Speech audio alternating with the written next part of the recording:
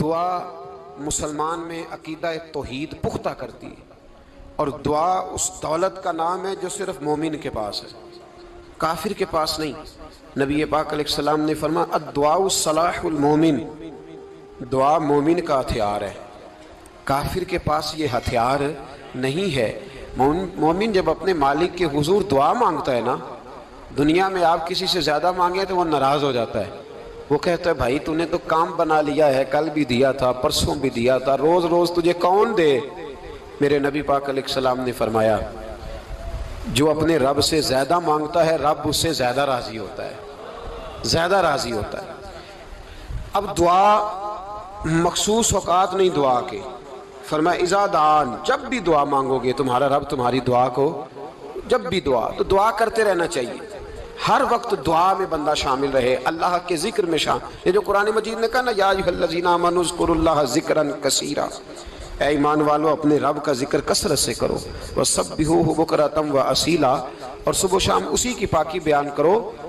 تو اس سے مراد یہ نہیں ہے کہ تسبیح لے کے سارا دن مسجد میں بیٹھے رہو اور کام کوئی نہ کرو، بلکہ اس کا مطلب یہ ہے کہ روٹی شروع کرو تو اللہ کے نام سے، اختتام کرو تو اللہ کے نام، سو جاؤ تو رب کا نام لے کے، سویرے اٹھو تو اللہ کا نام لے کے، جب تمہیں کوئی چیز اچھی لگے تو ماشاءاللہ کہو، جب کوئی مصیبت آئے تو کہو انا للہ و انا الیہ راجعون۔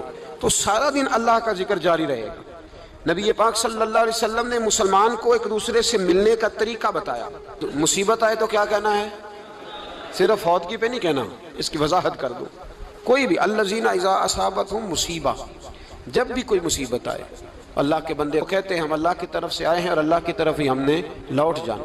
تو میرے عزیز ہر وقت اللہ کا ذکر جاری رہے گا، ہر وقت زبان پہ رب کریم کا۔ دیکھیں نا نبی پاک علیہ السلام نے ہمیں ملاقات کا طریقہ بتایا۔ ایک صحابی آئے تو انہوں نے آ کے کہا السلام علیکم، نبی پاک علیہ السلام نے فرمایا رب تعالیٰ نے اسے 10 نیکیاں عطا فرمائی ہیں۔ دوسرے آئے تو انہوں نے کہا السلام علیکم ورحمۃ اللہ، تو محبوب فرمانے لگے، امام بہقی نے اس کو لکھا ہے، محبوب فرمانے لگے رب کریم نے اسے 20 نیکیاں عطا فرمائی۔ ایک اور آئے، عرض کیا السلام علیکم ورحمۃ اللہ وبرکاتہ، محبوب فرمانے لگے اللہ نے اسے 30 نیکیاں عطا فرمائی۔ اچھا اس کا مطلب کیا ہے؟ السلام علیکم، تم پر سلامتی ہو، سادہ ترجمہ یہ ہے کہ تم سلامت رہو، تم سلامت رہو، ورحمۃ اللہ وبرکاتہ، تم پر اللہ کی رحمت بھی ہو اور اس کی برکتیں بھی۔ وہ کیا کہتا ہے؟ وہ کہتا ہے وعلیکم السلام، تم پر بھی سلامتی ہو، ورحمۃ اللہ وبرکاتہ، اللہ کی رحمت ہو اور اس کی۔ یہ جو مسنون دعائیں ہیں نا جو حضور نے ہمیں دعائیں سکھائیں ہر موقع پہ، ان کا کمال دیکھیے۔ اب ایک مسلمان نے آتے کہا السلام علیکم، اس کا مطلب کیا ہے؟ تم پر۔ اب وہ جھگڑا کرے گا، اسے مارے گا، اس کا مال چھینے گا؟ اس نے تو آتے ہی کہا ہے تم پر سلامتی ہو۔ تو جو سلامتی کی دعا دینے والے ہیں وہ جیب تھوڑی کاٹیں گے، وہ غبن تھوڑی کریں گے، ڈاکہ تھوڑا ڈالیں گے۔ اسلام نے لفظ ہی وہ سکھایا ہے کہ فرمایا جب تم نے ملنا ہے تو تم نے دعائیں کرنی ہیں ایک دوسرے کے لیے۔ اب ہمارے ہاں نئے نئے لفظ آ گئے، ٹیلی فون اٹھایا تو کہا ہیلو، اس کا کیا ترجمہ ہے؟ کون ہے؟ اس کا کیا ترجمہ ہے؟ جی جناب، اس کا کیا مطلب؟ ہم نے دیکھا بڑے بڑے سمجھدار لوگ السلام علیکم کی بجائے کہتے ہیں کیا حال ہے؟ بھئی کیا عجیب بات ہے، بھئی کیا حال ہے کا کیا مطلب ہوا؟ وہ بعد میں کرنے کی بات ہے۔ اور کچھ تھوڑا سا جو ادیب ہیں، جو بیچارے حروف کے پیچ و تاب میں رہتے ہیں، وہ کہتے ہیں اداب عرض ہے۔ وہ کیا ہوتا ہے جی؟ اسلام نے دعا سکھائی ہے السلام علیکم، یہ کتنی خوبصورت دعا ہے۔ جب آپ گھر کے اندر داخل ہوئے تو آپ نے دعا دی السلام علیکم، یہ دعا دی آپ۔ ایک صحابی حاضر خدمت ہوئے، عرض کی یا رسول اللہ صلی اللہ علیہ وسلم میرے گھر میں غربت رہتی ہے، کیا کروں؟ نبی پاک علیہ السلام نے فرمایا جب بھی گھر جایا کرنا گھر والوں سے سلام لیا کر، گھر والوں سے کیا کہا کر؟ السلام علیکم، جب بھی گھر جائے۔ یعنی گھر آیا، اب گھر والوں نے بتایا کہ ماچس کی ڈبیا تو لے آؤ۔ اب یہ دکان کونے پہ تھی گھر والے پہ، وہاں سے ماچس کی ڈبیا لے کے واپس گیا تو کہنے لگا السلام علیکم۔ پھر گھر والوں نے کہا ہو بتانا یاد ہی نہیں رہا، چینی بھی ختم ہو گئی ہے۔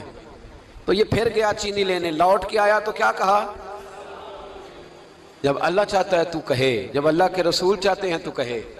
اس کا ترجمہ یہ ہے کہ تو کہہ، تو سلام لے۔ اللہ رسول چاہ رہے ہیں کہ تو سلام لے تاکہ تیرے گھر میں سلامتیاں ڈال دی جائیں۔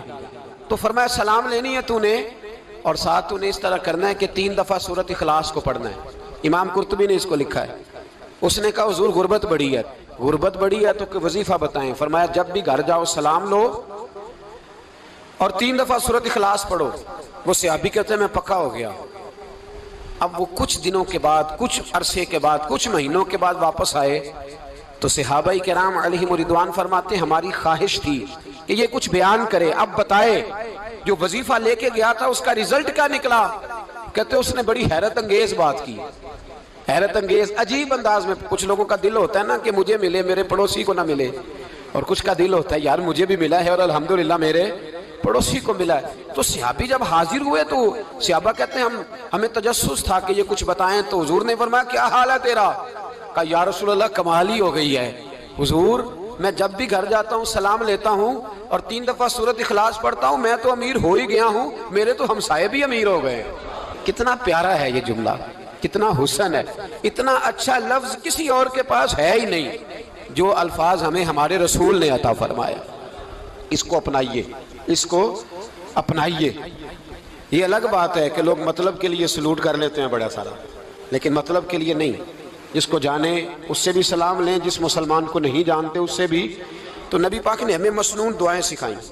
رات کو جب سونے لگیں اللہ کے رسول صلی اللہ علیہ وسلم نے ہمیں دعا سکھائی۔ حضور نے فرمایا جب سونے لگو تو مسلم شریف میں فرمایا تم نے یہ دعا پڑھنی، اللہم باسمک اموت و احیا، تم نے کہنا اے اللہ میں تیرے نام پر مرتا ہوں اور تیرے نام پر جیتا ہوں۔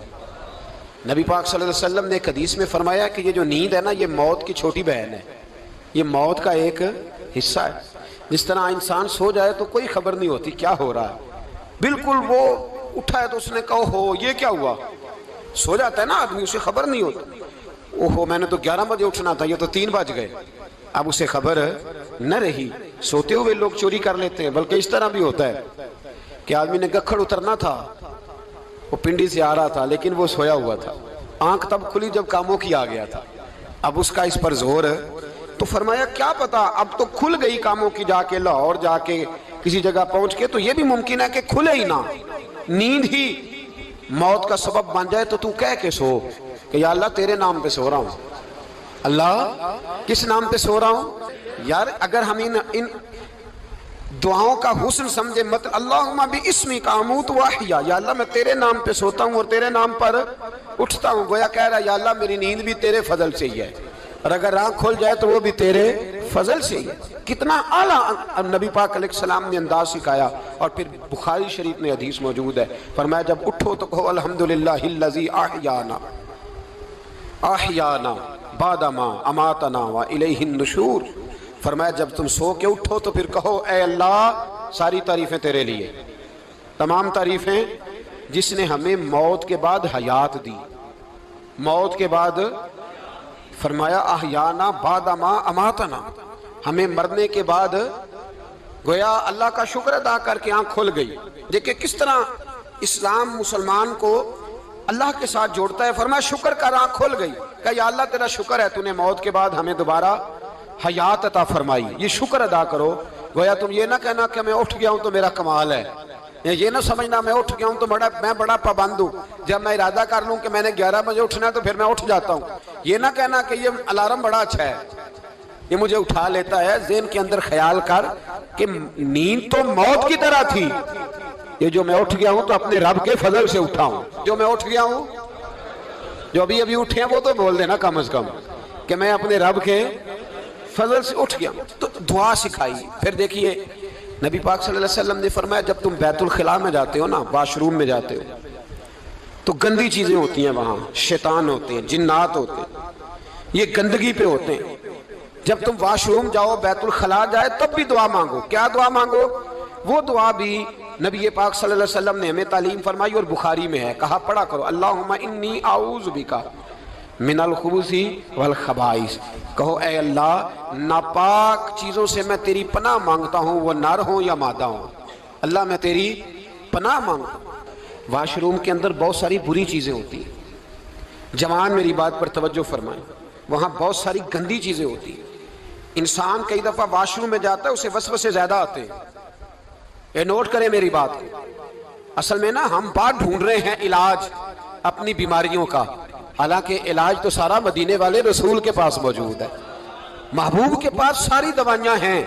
تو نبی پاک علیہ السلام دیکھیں نا، انسان واش روم میں جاتا ہے اسے وسوسے آتے، برے خیالات آتے، وہ گناہ کی طرف کئی دفعہ مائل ہوتا ہے تو کہا تو دعا پڑھ کے جا، اللہم انی اعوذ بکا، یا اللہ میں تیری پناہ مانگتا ہوں، من الخبث والخبائث، ہر خبیث اور بری چیز سے میں تیری پناہ مانگتا ہوں، وہ نر ہو یا یار کتنا عظیم دین ہے، کتنا عظیم میرے مصطفیٰ کریم کا وہ والا دین ہے۔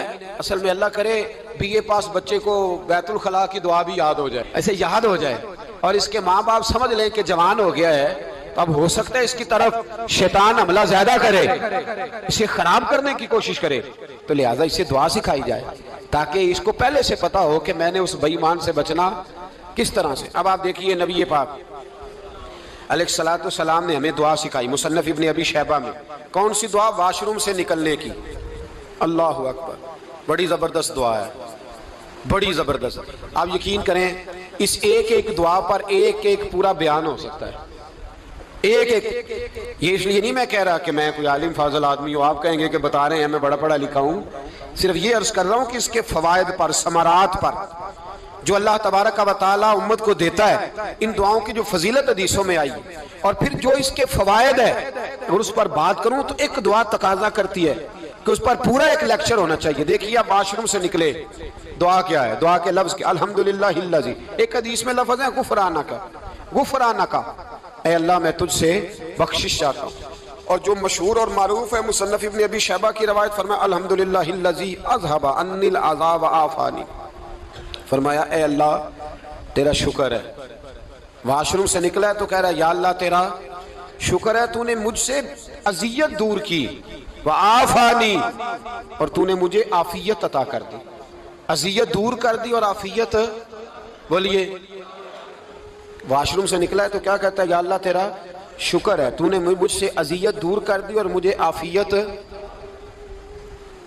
ڈاکٹر حکیم ہومیوپیتھک ایک چیز پر متفق کم ہوتے ہیں، پتہ ہے نا آپ کو، لیکن اس بات پر سب کا اتفاق ہے کہ اگر کسی کو قبض ہو جائے نا تو شاید 70 یا 72 بیماریاں لگ جاتی ہیں اس کو۔